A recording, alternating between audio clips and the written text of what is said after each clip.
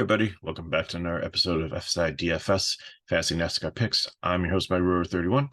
We will be talking the Xfinity race that is at the Indianapolis Grand Prix, which is pretty much we took the Indianapolis Motor Speedway and put up some cones and added some turns and stuff and turned it into a road course, which I've always been kind of mildly annoyed by these types of tracks. I guess they've done kind of a better job with this than they have in some of the previous ones. I think Daytona and Charlotte are not as good as ones, but I when it comes to road courses, I prefer not like the racetrack version of it, but like a Sonoma, a Road America, a Circuit of America, Watkins Glen, tracks that are actually physically designed to be road courses, not speedways where you're driving through the infield.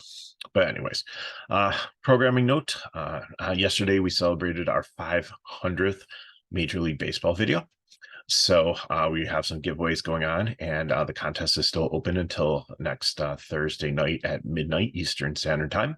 So go to our channel, look up the 500th video. If you go to the description, you can see the contest prizes and the how to enter. Must be a subscriber to our channel. So go ahead and do that. And after this video, and you can win some nice prizes from FSi just for thank you for watching our video. So we have this only 62 laps here, so not a bunch of dominating points here or going fast laps. So finishing positions and place differential is definitely going to be the key. So we do have some cup drivers in the field here. We have some ringers, and we got a lot of colors going on here, and I know that. So looking first at the colors where it says start. And again, this is a speculation video. We do not have, it's same day practice and qualifying, so we do not have the information yet. So I had to do the best I could to come up with information. So I looked at the 5 road courses that they've run this season already and used that as a kind of a measuring stick. I factored in a little bit their course history here and other similar road courses that they've driven on. I factored in some of their season form, and their start position is their average start position for the year on road courses. If it applied, if not, it was their season data. So they have 42 cars registered for this race. Only 38 will get in. And it's usually out of those 38, 34 get in on speed, and the other 4 get in on a provisional. So the cars that have red numbers, I don't believe will qualify because they're not great drivers and they are not good equipment, and they do not have many points to try to get in. The ones in yellow are probably just below the cut line, so probably one of these ones in yellow is another one that would be on the outside looking in, but we'll get to that as we go through it. If you look in the in category, which is column B there, which like highlight right here, this shows you the playoff picture. We still have 5 races, so we still have a while to go. Xfinity starts with 12, and they start after Labor Day, I believe it is. So we've got a while here. The ones that have the black X's aren't going to qualify for the playoffs. They don't matter. The ones with the red W are full-time drivers that would need to win, but out of them, there's only a couple of them I think actually physically could win a race to get in, and most of the rest of them would be an absolute surprise to get that lock. The ones that are green that say in are in. The ones that are in blue are below the cut line and potentially could make it in, although the window's really getting kind of close soon for Kaz Growell. I think he might turn to a red W soon because he's 145 points out. And then the ones in yellow have a safe cushion. So Josh Berry with 126 has almost got it locked in. A couple of races, if he keeps that lead, he should be able to automatically qualify on points because nobody should be able to catch him. But Creed, Herbst, and Hemrick are just above the cut line, and if they have a series of bad races, could fall below. And then like Parker Klingman, only 18 out, definitely could probably get on the correct side, and Brandon Jones also. So that's what the in category is. I the numbers, I took the colors off them just to try to make it a little bit easier. And then if you look at the drivers' names, the ones that are in dark tan are road course ringers. They are cup guys or guys that just come out for road courses and usually are very proficient. And it doesn't mean that they're necessarily going to dominate and do well, but it means that they specifically came to this track to run a road course because they like them, they understand them, and they should be good at them. The ones in blue are regular drivers who are above average drivers. Doesn't mean that they're necessarily elite. Some of them are, but it means that they're better than the average driver when it comes to road course.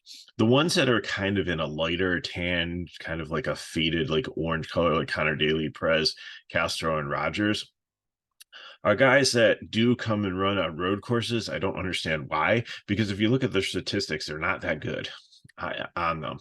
I mean, Castro has only had one race, but we'll get to that when we get there. So I just kind of wanted to break them up as we go through them, so you could kind of see the ones that are really good at this, and then some of them, when it comes to road courses, are survive in advance.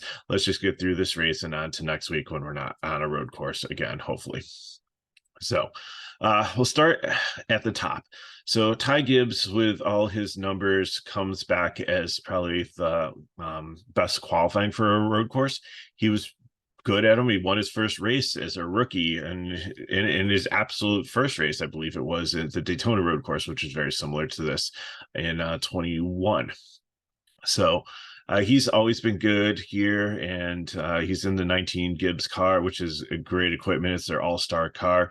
Coda average running position of 5. Sonoma average running position of 5. Track average finish is 4th. So, he's definitely someone to consider here. So I think you definitely play him in cash. Cole Custer has won the Chicago race, even though that was controversial with like the way that it finished, but he was out there pretty much most of the race. Looked good in Portland, looked good in Road America, got spun out in a couple of these that really wasn't his fault, but he has definitely been formidable on a road course, so I think you can consider him in cash. Sheldon Creed is just above the cut line. He has been too aggressive on road courses. He's done well, but he just hasn't gotten the finishes he needed because he is overly aggressive. I think they may have a talk with him and tell him, look, you know what? You are 18 points. You are so close to the cut line. Just go out there and do your job and run the race, and let's get into the playoffs. And then, the aggressive can come back, or, if we have a safe enough lead, then you can come back. But I think if I was his team, I would fear that he could probably do something silly and knock himself out of the playoffs. I think the playoffs are the end game here. Winning individual races is awesome, and if he is in a position to do it, that's fine. But if he doesn't, and if he swings and misses on that one and ends up finishing in the 20s or 30s and loses a bunch of points, then that doesn't help them at all. Allgaier was really good here last year. He started 10th. He finished 3rd towards the end of the race. He actually passed some of these really good cup drivers to get there in Briscoe and Chastain and Ty Gibbs. So I think you definitely could play him in cash and look for him. John Hunter Nemechek has an amazing average running position at these tracks, but his average finish is 18th because, again, like Creed, he has seemed to get into trouble. He was running really well at Road America, and I don't know why it doesn't have a number for him there. That's kind of weird that it doesn't. He definitely, so his average running was 16.9.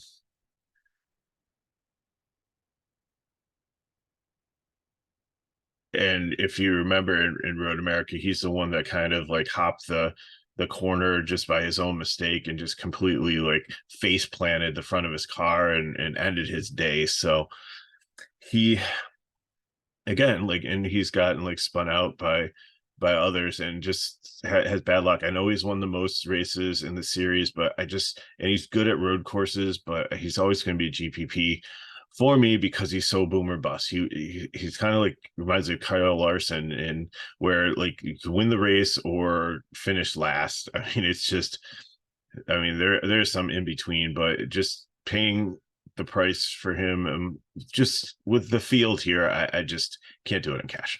AJ Allmendinger is always the head of the class here. He hasn't qualified well, which gives him a little bit of place differential. And he had an electrical issue in Road America, but he should have been the dominant car. Last year here, he was the absolute head of the class, dominant car here. Just was super solid. So I look for that again. So I'm going to lock him in as a prime. Connor Daly doesn't have a ton of experience. He's in an Alpha Prime car where he's going to have to get in on speed. I think he'll be able to do it.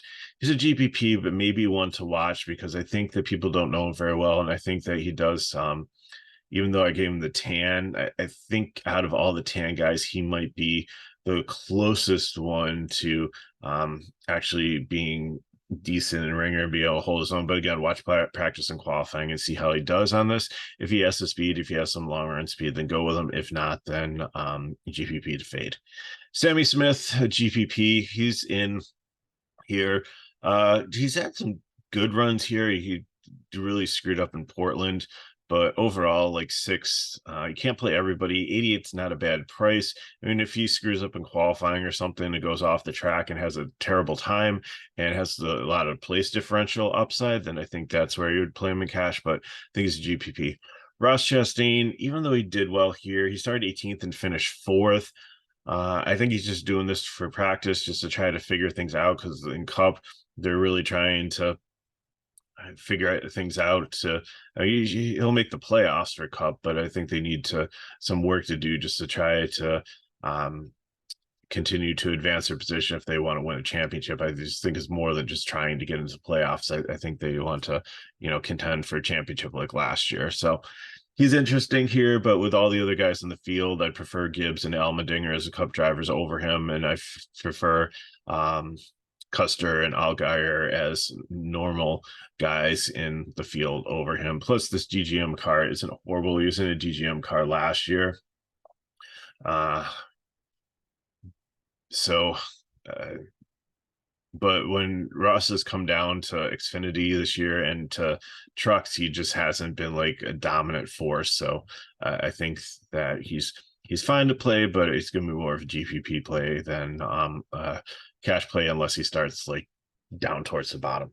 Riley Hurts, I'm going to give a prime play to here, and you're probably going to be shocked why.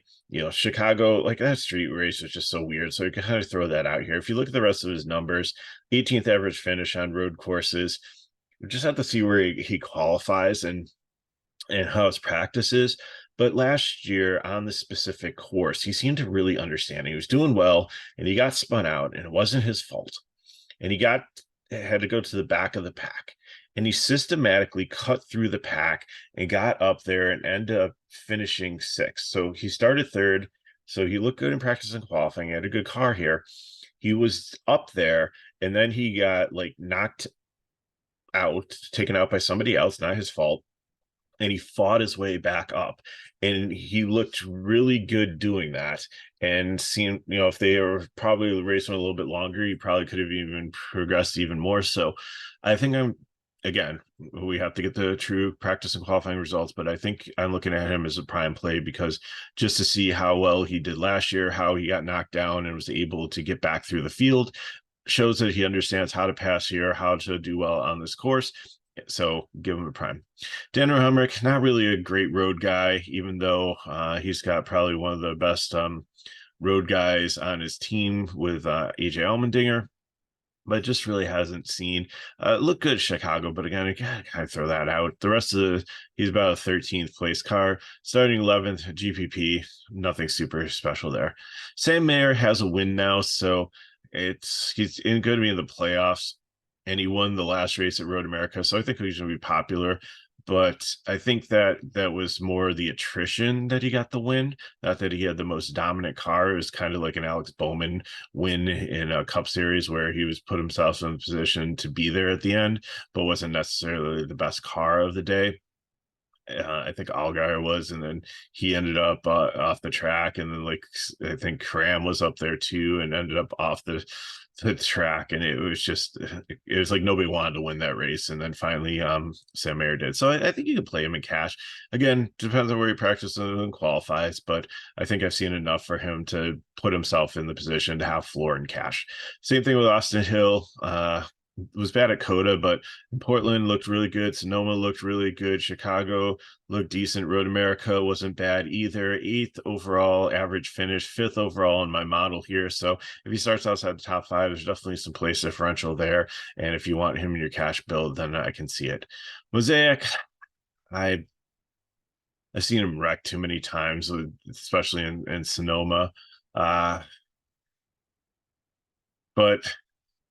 if you look at his like overall finishes, like they're not great compared to his average running position. So he's a GPP to fade for me.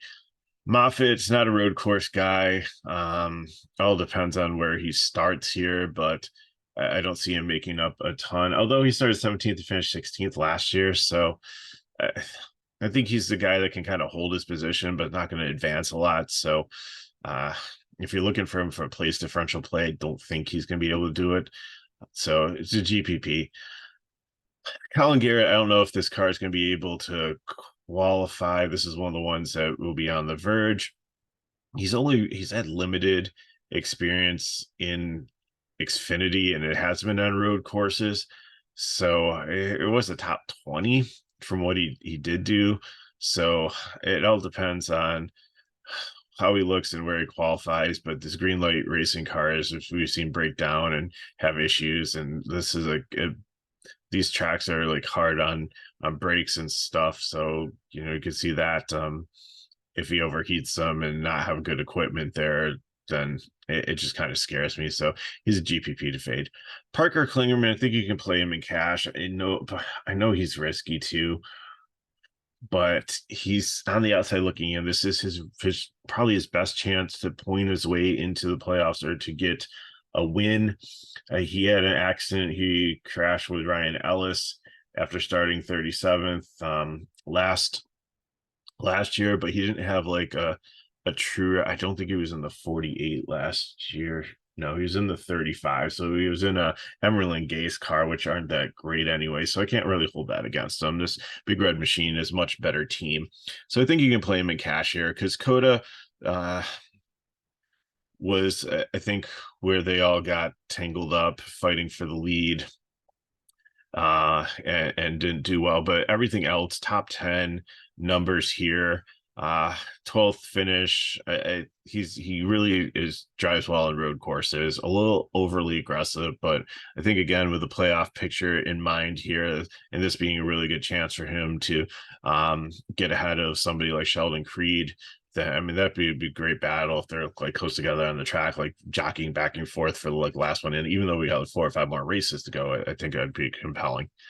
Sage Cram, horrible at Coda, okay at Sonoma, really came to life at Road America. It's a decent car and everything. Which Sage Cram are we going to get? I don't know. That's why it's a GPP. I don't think he's going to score negative points, like I said here, but CLA is in practice and qualifying, and I think he's someone that could be a dark horse to watch. Preston Pardis, again, he's going to have to make it in on speed here. He's a very experienced road course driver, but you just really haven't seen the results. It can happen. Again, you have to look at practice and qualifying. He's somebody that's got a lot of experience. He's patient. He understands it, but he's not super aggressive and he's not super dominant. Josh Berry is GPP here. I think he'd still like to try to get a win, but I don't know if it's going to be here. He's been good on road courses other than Sonoma, where, I think he was a really good position and we didn't, and a lot of people played him and then he disappointed. He started 8th, finished 14th here last year. So I know the production looks good on him, but I think he's going to be a GPP unless for some reason he screws up qualifying and ends up having a lot of place differential. Same thing with Chandler Smith. He's another good road course one. Same story as Barry, up and down, average finish 12th. So if these guys actually start in the 20th, like they have been qualifying on road courses, then they'd be good plays because there's going to be place differential. But if they don't, and they're up there in like the top 10, look at their average, track finish here, and then if it's higher, if their qualifying position's higher than it, then that might mean that they're going to end up looping back and losing you some points. Jeb Burton crashed out of last one or broke something. Like he just hasn't been good on road courses, so he's a fade for me. Jeremy Clement's good on road courses, kind of underrated. Last year had a decent day, started 29th, got up to 19th, so that's 10 place differential points. Would surprise me if he started like 25th and ended 15th. Absolutely not. Understands it, does well, keeps the car clean. Give him to me as a cash play. Alex Labay, even though he's in this Emerald Gase car, he's gotten a lot out of it, and I think he's going to be my final prime play here, just because I've seen how well he does on road courses. He starts at the back, he gets up there. He actually qualified 14th and ended up 12th, and he was in the 36 last year, which wasn't a great car. So, he can do good things in not great equipment. So I think definitely a prime play. Kaz Grala is another one that is good at road course racing. He is way far behind, needs a lot to make up, so he might be going for the win here instead of stage points. So that could go well or could not. Might be on some alternate pit strategies and stuff. Could win the race, could be a disaster, so it's a GPP, but somebody very compelling. Brandon Jones, good driver, not a great road course guy, GPP. Anthony Alfredo, don't trust the equipment, average road course guy, GPP. Parker Retzlaff, rookie. Jordan Anderson, besides Sonoma, he's been okay here. So again, depends on practice and qualifying. If he starts 25th, I think that he can hang in there, and he's aggressive and smart about it, so I think he can make up some distance. Miguel Paludo in this JR Motorsports car, this is we're always waiting for him to come out and actually do well in a road course race.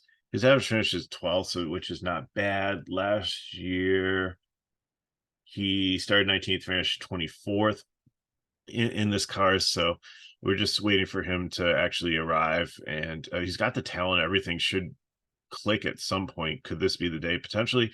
Play him in cash unless he's starting like super far up, and I don't think he's playable, or he looks terrible in practice of qualifying. Josh Bilicki trains people how to run on road courses, so he's a GPP. He's always got potential, especially if he starts in the back, but again, he's going to need to race his way in instead of Polito.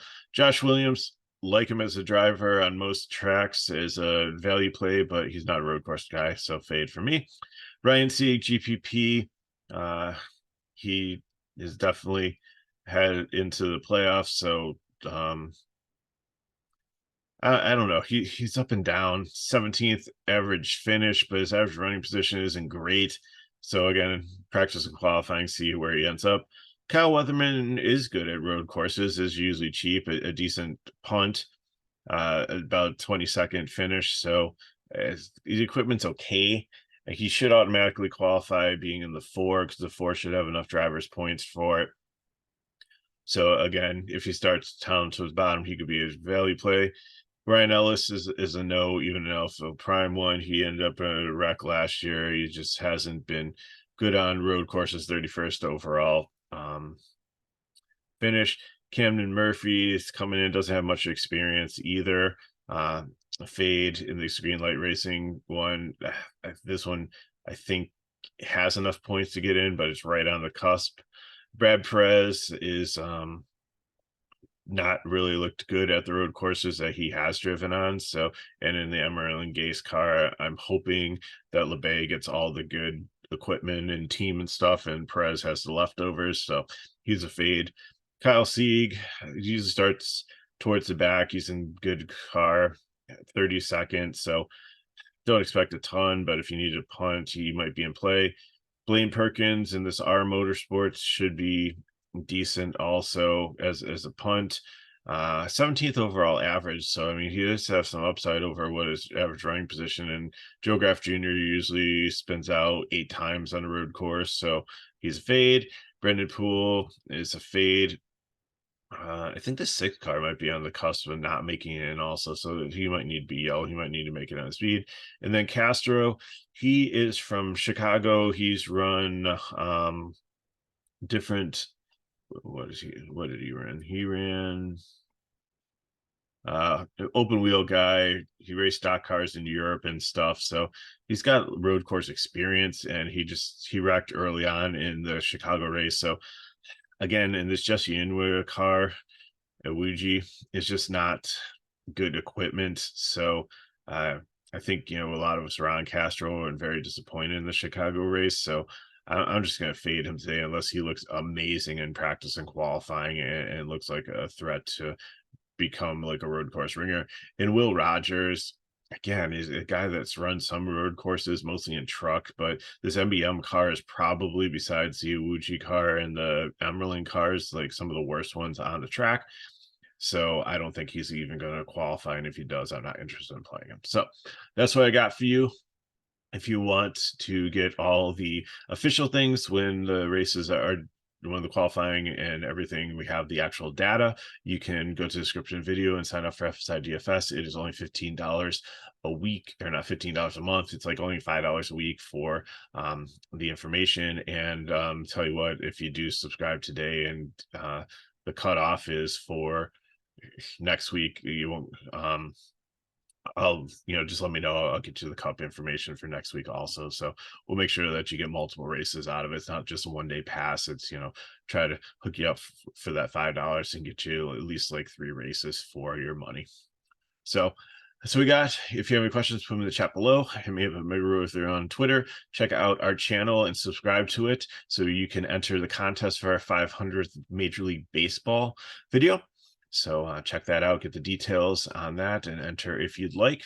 And as always, if you want more information on FSi DFS, in the description of the video. Free preseason football, great discount on the early bird package for the NFL season. Coach Rod did an amazing job last year. If you check out our Twitter, you'll see some of his screenshots. Won lots and lots and lots of money. So I'll be helping out with that also this year, and some others from FSi. So lots of cool things going on. So thanks for watching the video. Have the cup video for you either tonight or tomorrow morning. So good luck in your contest. Hope you have a great weekend. Hope then there's no weather concerns for this. I haven't looked at that, but I think we're going to be okay.